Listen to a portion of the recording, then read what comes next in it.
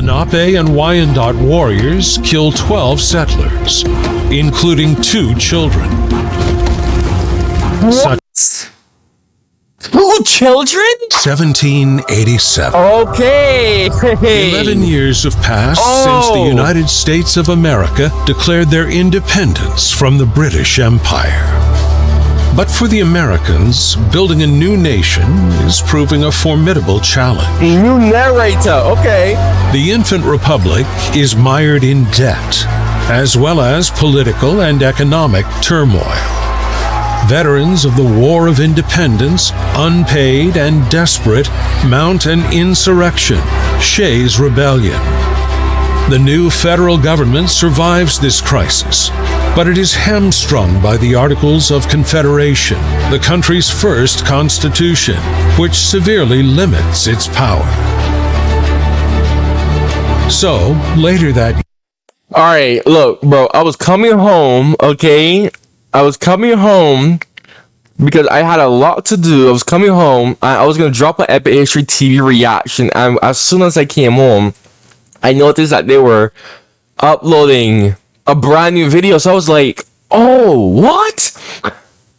Oh, okay. And I mentioned in one of my reactions how, my Napoleon reactions, how America, right? How America was defeated by Native Americans with just bows and arrows. Because I was asking, like, why didn't they just use bows and arrows during this time period?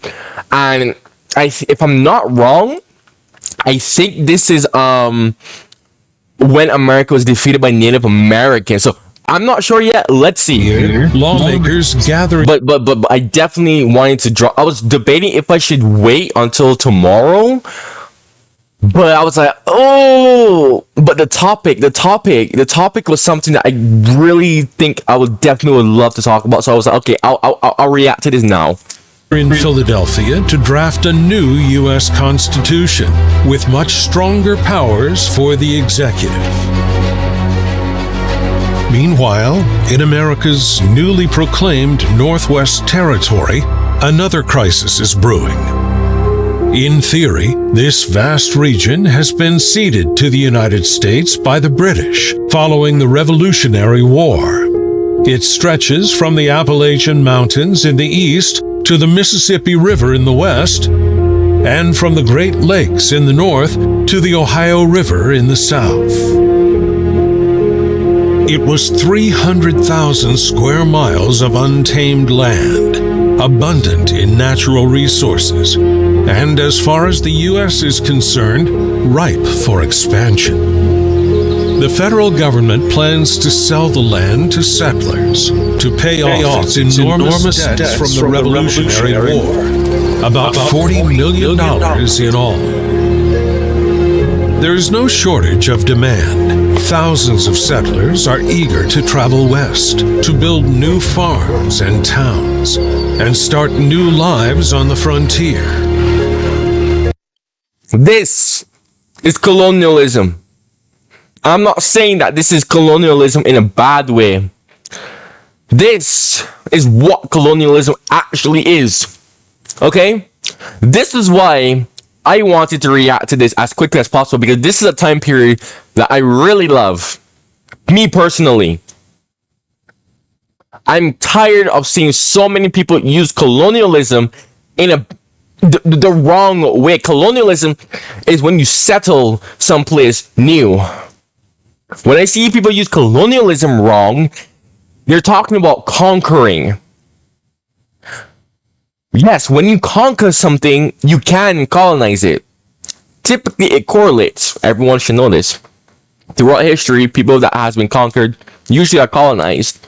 Or, a lot of the times, the conqueror typically adopts the culture from the people, or, sometimes both of them intermingles. But this is what colonialism actually is. Okay? It's not, oh, I'm gonna go exploit your resources. No, it's settling someplace new to start new lives there. Okay, when Elon Musk wants to colonize Mars, that's the term that we use, even though Mars has no people on it. I'm sorry, it's just... Let's continue. It's just that... Oh, Let's continue.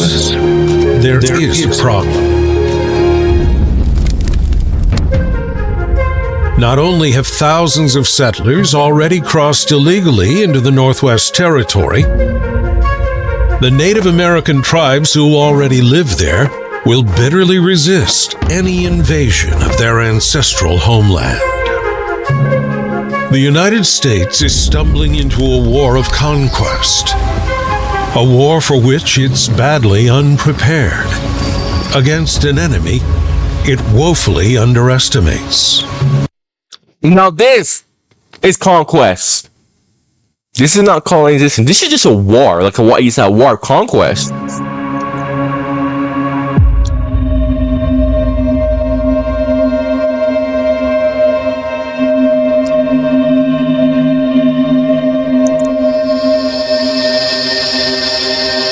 I can't even. It's European true. settlers had been It's true. encroaching into Native American land for nearly 200 years. The violence was endemic. Yeah. Some eastern tribes had been virtually annihilated. And the War of Independence, in which most Native Americans backed the British, saw. Okay, so let's talk about this. Okay, let's talk about this. Why would the Native Americans back the British? Because I see so many people hate on the British Empire, and they don't give enough credit to the British Empire. Why would the Native Americans side the British? Because the British were much more tame compared to the American settlers. Now I know someone's gonna probably type in the comment, but this was a British colony, so the settlers there are British. Yeah, but when the Revolutionary War began, the settlers were basically doing their own thing, right? In fact, even King George III was infuriated at when basically how the settlers wanted to do their own thing. That's basically why the War of Independence began, and also because the founding fathers were basically smugglers, scammers, con artists, etc., etc. So yes, they're English, Scottish, Irish, British, basically, but they weren't even like following what the crown said, right? And not only that, but now they're independent. The natives sided with the crown because the crown was actually like working with them, right? When the I forgot what the law was. The law that stated that Americans in the 13 colonies couldn't settle past the Appalachian Mountains. What I was taught in American school is that, oh, this is because the king wanted control over the colonies. He wanted more control. But what isn't taught in American schools is the king didn't want to interfere too much with native lands. Okay? So we are taught that King George III was this madman king, but that's just nonsensical propaganda. This is why the Native Americans eventually just decided to side with the crown, because the crown was a better option for them. Naturally. Let's continue. You see, this is why I told you that I wanted to make a video on this, because oh my gosh, do I have a lot to say. Let's continue. Intense fighting across the frontier. Warriors from tribes such as the Miami, Shawnee, and Lenape, also known as the Delaware, targeted U.S. settlements along the Ohio River, hoping to drive away the intruders. Local militia companies, part-time settler soldiers, responded with reprisal raids. One notorious incident occurred in 1782 at Genadenhutton. Here, Pennsylvania militiamen massacred 96 unresisting Lenape Christian converts, men, women, and children. Native American raids could be equally brutal. There were hundreds of victims on both sides. Dude, sometimes I forget like how brutal these Native American wars were. And not only that, but most of the wars in American history were against Native Americans. Cycle of violence that continued year after year. Oh, I bet. But now, the U.S. government is determined to impose orderly and safe settlement of the region. And crucially, to begin selling the land to settlers, corporations, and speculators. Since independence, the U.S. government has imposed a series of one-sided treaties on the Native Americans, claiming their land by right of conquest, and using bribes, threats, and violence to get its way. Congress now goes a step further, formally establishing the Northwest Territory with clear rules for its surveying and settlement. Under the leadership of Mohawk Chief Joseph Brant, the tribes have organized themselves into the Northwestern Confederacy. Bro, this guy looks white. White as heck. This is a Native American? Why does he look so white? I thought Native Americans were brown skin. Why does he look so white? They reject and denounce the U.S. treaties and the new plans for settlement. These tribes are determined to hold the line of U.S. settlement at the Ohio River, and will fight to do so. With violence flaring across the Northwest Territory, it will fall to America's first president, George Washington, to find a solution to the crisis.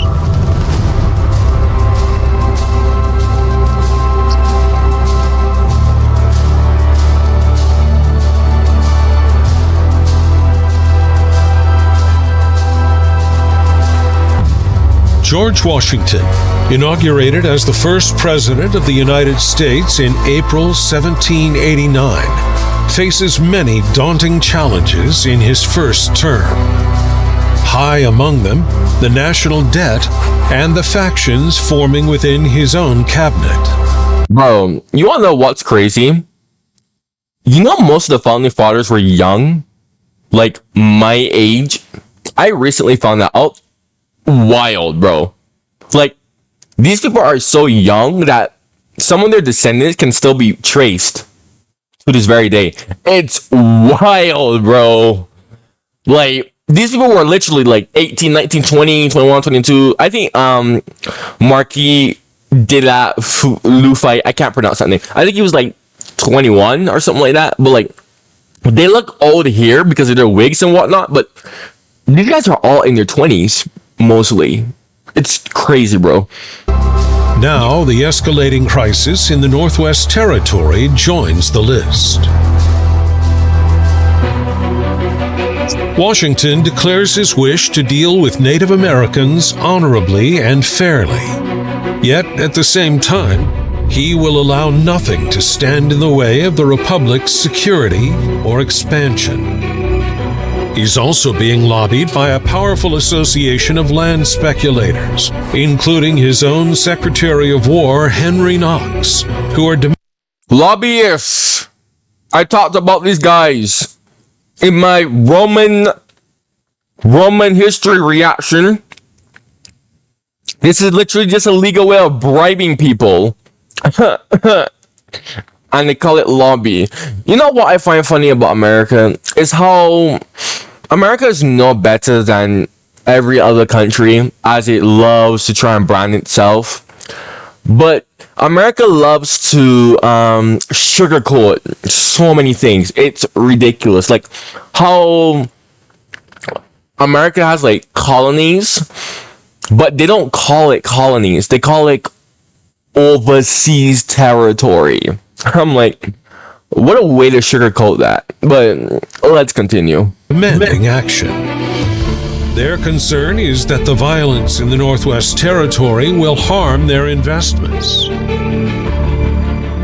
In 1789, a final attempt is made to persuade the tribes to sign away their land. But negotiations at Fort Harmar are boycotted by the most powerful tribes. And so, in the summer of 1790, Washington authorizes military action. He orders the U.S. Army to launch a punitive expedition, a show of power to deter further attacks by Native Americans on U.S. settlers. It is an order for an invasion. Oh! Command of the expedition falls to Brevet Brigadier General Josiah Harmar, the nation's most senior Army officer. He is a distinguished Revolutionary War veteran who served with Washington at Valley Forge. I never heard of this guy until now. Even when I was in my U.S. history classes back in high school and middle school, I never heard of this guy. But Harmar is also rumored to be a hard drinker and insists his troops follow the European model of war, relying on drill and close order formations which are completely unsuited to frontier warfare. The forces at his disposal are extremely limited. The victorious Continental Army, which had defeated the British, has long been disbanded.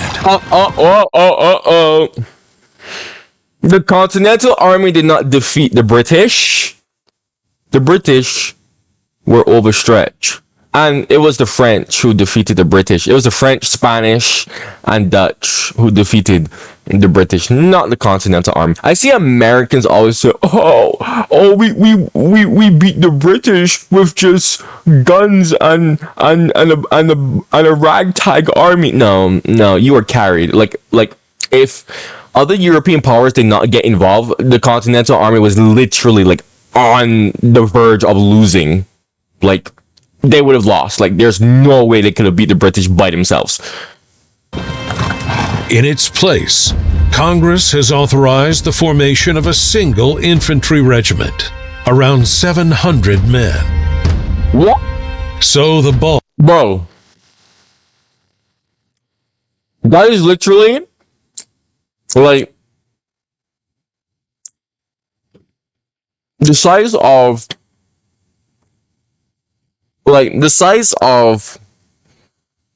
my country's military is, I think, 600.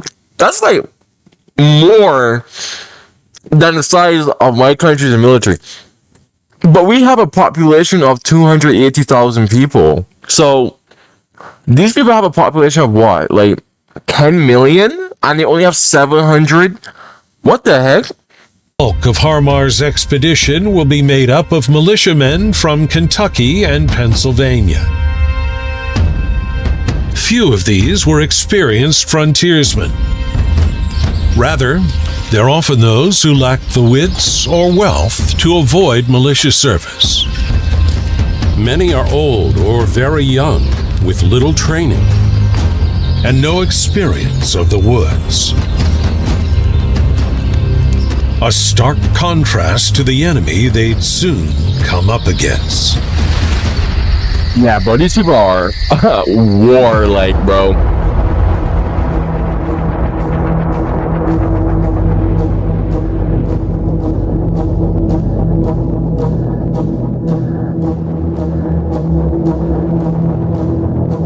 General Harmar plans to march his force north from Fort Washington along 150 miles of mostly forest trails to destroy the Miami settlement at Key Cayonque. He'll be supported by another mixed force of regulars and militia, 330 men commanded by Major Hamtramck, marching from Vincennes. On October 7, 1790, Harmar sets out on the United States' first major military operation since independence. And there's gonna be a lot more to come. After an 8-day march, his force reaches the Miami village at Key Cayongue. Miami? Wait. So the term Miami was... the name Miami was a thing way before... To find it torched and abandoned. The Miami have destroyed their own homes and apparently vanished. That is scary. Harmar's troops are being watched.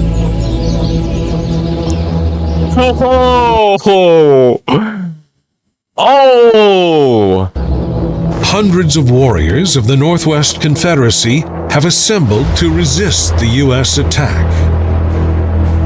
They are led by Miami War Chief Mishkanaqua, aka Little Turtle, Shawnee Chief Wayapir Senwa, aka Blue Jacket, and Bakangahelas of the Lenape. They and their warriors are determined, well-armed, and know every inch of their homeland. Yo, this is hype. This is hype, bro. This is hype for Native Americans, bro. This is so hype, bro. And the way and this artwork right here. Oh, dude, this is actually hype, bro. This is finally, dude. Like no one talks about Native American wars like at all, dude. That's I'm actually stoked about this. I'm actually stoked about this, bro. Oh, this is why I love epic history, man. Meanwhile, 150 miles southwest, Hamtramck's militia have mutinied, refusing to advance further into the forests, and he has to Oh, this is not good. That is turn back. General Harmar is on his own. Yeah. Oh, and he's deep within enemy territory and he's on his own. Oh, his force spends 4 days burning villages in the area and destroying any food stores they can discover. Then, on October 19th, one of his companies is lured into an ambush.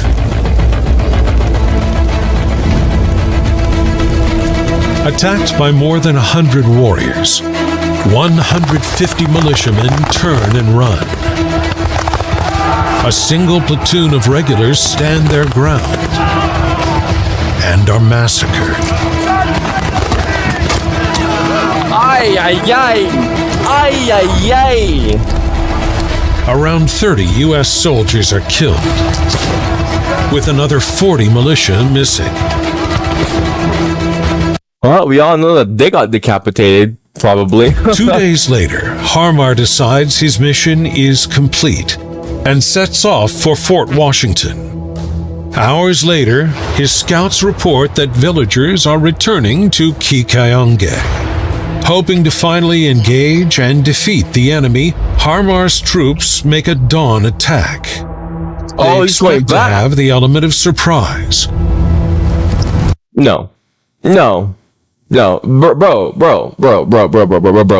This is common sense. Like, I know I like to say that I don't like to use hindsight, but like, this is common sense. If you get into an ambush, right? And then you leave, and then your scouts tell you, hey, as soon as you're leaving, they're coming back. Something should have like been in your brain that, yo, maybe I'm being watched, right? Maybe I'm being watched. But let's see. But once more, they stumble into an ambush.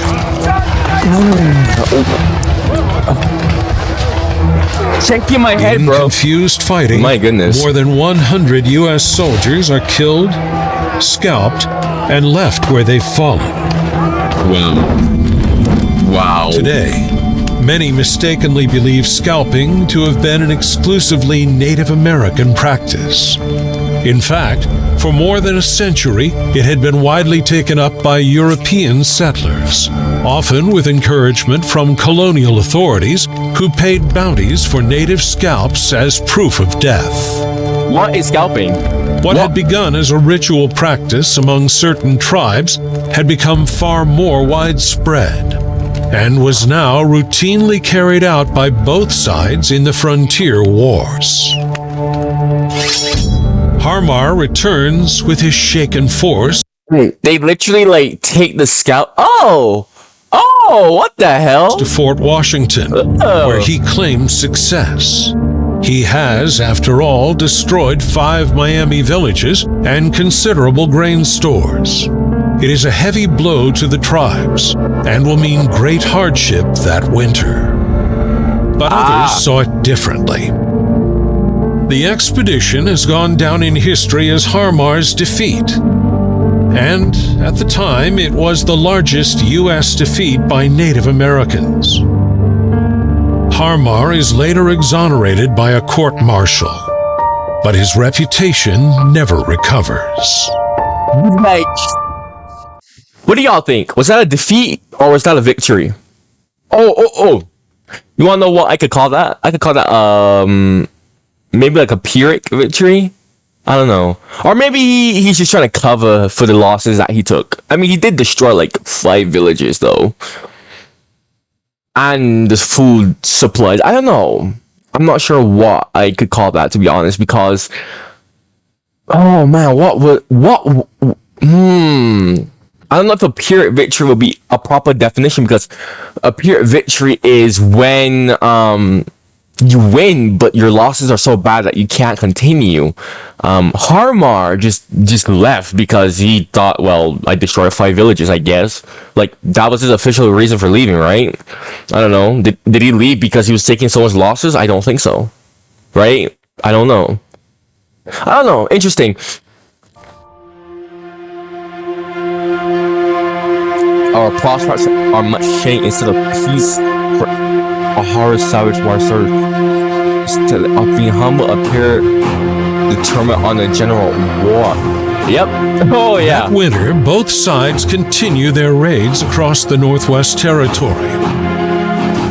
In January 1791, at Big Bottom, Lenape and Wyandot warriors killed 12 settlers, including 2 children. What? 2 children? Oh, that's heartbreaking. Oh, that's so heartbreaking, bro. Oh, dude, that's it took my brain like a couple seconds to process that. Such attacks spread alarm across the territory and threatened the entire U.S. project of settlement, upon which powerful interests now depend. Settlers fear to travel west. Land speculators are up in arms. President Washington now turns to the governor of the Northwest Territory, 54-year-old Scottish-born Arthur Sinclair. Sinclair had plenty of military experience. Like Washington, he'd served as a British officer in the French and Indian War, and in '59, he'd stormed the heights of Quebec with General Wolfe. During the Revolutionary War, he joined the Continental Army and was with Washington when he crossed the Delaware. But his record was tarnished in 1777 by his decision to abandon Fort Ticonderoga to the British without a fight. Ay, ay, ay. Sinclair now suffers from severe gout, but this does not dissuade President Washington from giving him the rank of Major General and orders to launch a second expedition against the Northwestern Confederacy. This time, the tribes must be taught a severe and unequivocal lesson: comply with U.S. demands or face annihilation. Bro! Congress authorizes the raising of a second regular infantry regiment for the expedition. However, the prospect of frontier service is so unenticing that it proves impossible to recruit enough men to fill its ranks. Bro! Really? Is that terrifying? Holy... Yo, Native Americans, bro, like early American independence, bro. Natives were a force to be reckoned with, but like over time, they, I don't know, man. They just,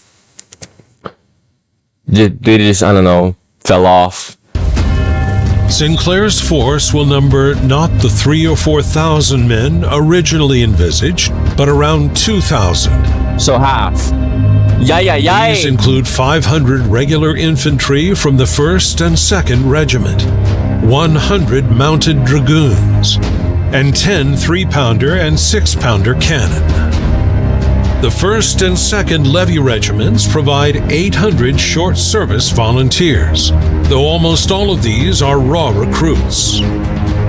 Of the militia, Captain Faulkner's Pennsylvanian riflemen are experienced frontier fighters, but there's only 60 of them, while most of the 400 Kentucky militia are completely inexperienced.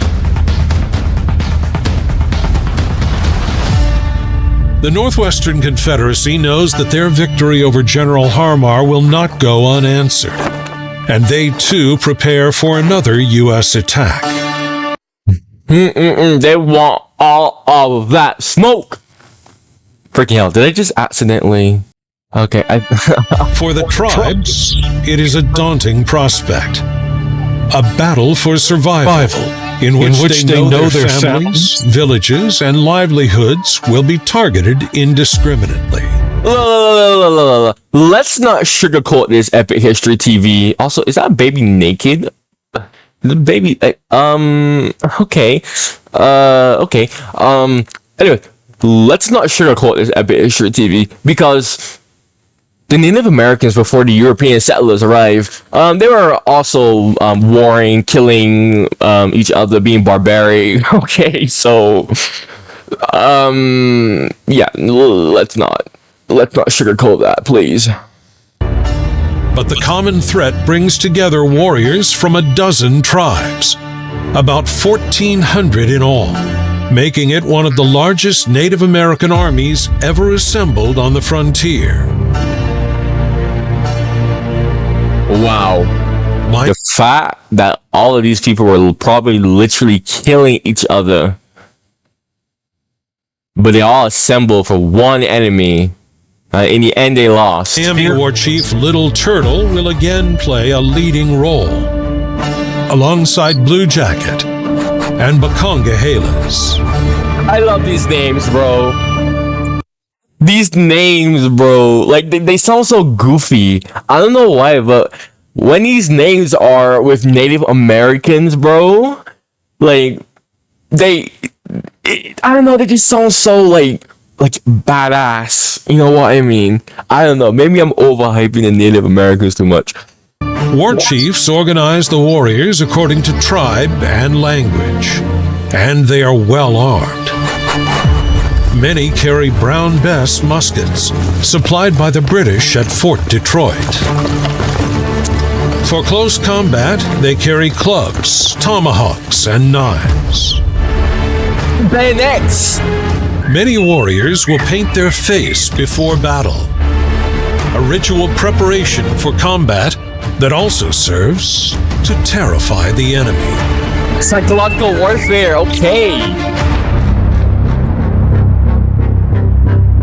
You should foolishly persist in your warfare. The sons of war will be let loose against you, and the hatchet will never be buried until your country is desolated and your people. Wait. I didn't even get to read all of that. And your people humbled to the dust. Summer 1791. Sinclair's orders are to leave Fort Washington no later than July 10th and return to the Miami villages at Kikayange. President Washington particularly warns him to be alert for ambushes on the march. Once Sinclair has eliminated all resistance at Kikayange, he is to build a fort and garrison it with 1,200 men. This stronghold will allow the U.S. to assert its control of the area and counter British influence from Fort Detroit. The British are supposed to have evacuated this outpost following the Revolutionary War, but they have not done so, and now use it as a base to encourage and support Native American resistance to the U.S. Sinclair's expedition, however, is in trouble before it can even set off. The U.S. Army's supply system relies on private contractors, most of whom are brazenly corrupt. They have pocketed most of the funds intended for the expedition, meaning Sinclair is seriously short of food, ammunition, and equipment. Precious weeks are lost as he urgently seeks to secure proper supplies for his troops, while rush training the many raw recruits in his force. Meanwhile, 2 preparatory attacks are launched against the Native Americans. In May, Brigadier General Charles Scott leads a mounted militia raid that burns several villages and takes 41 hostages to be used in future negotiations. 2 months later, Lieutenant Wilkinson leads a second raid that burns more villages and crops. They take 34 hostages, including the daughter. So this is just a common tactic that every okay. Hostage tactic. That is what that group in the Middle East is currently Miami War doing. Chief, If you know what I mean. The raids are supposed to distract the tribes, to keep them off balance ahead of the main attack. All they really achieve is to enrage and unite the Northwestern Confederacy like never before. Of course. And when Sinclair's army is finally ready to march north that autumn, they will be ready and waiting. Back in the 18th century, as violence flared across America's Northwest Territory, it's fair to say the news reporting was not exactly balanced or objective. Of course, we live in a far more enlightened age, with balanced and accurate news at our fingertips. That's the end? Or do we? Take the... that's the end! Okay, so this is the start of the series. Oh, dude. Is that actually the end? Oh, it is. Dude. Oh, my. Another Epic History TV banger, man. Oh, my gosh. I can't believe I can't believe Epic History TV is finally doing a time period that really and truly should be talked about. So, on a time period that I love early modern history time period.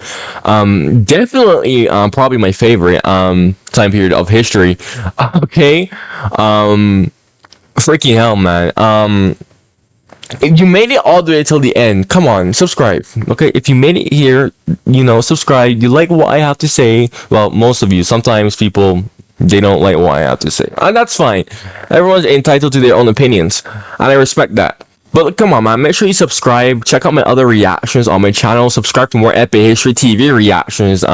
Definitely subscribe for that at least. I don't know. If you don't want to subscribe, you don't have to subscribe. But make sure you at least like the video, okay? Like the video, so that the YouTube algorithm could see that, you actually like it because, you watch all the way to the end. Definitely appreciate that, okay?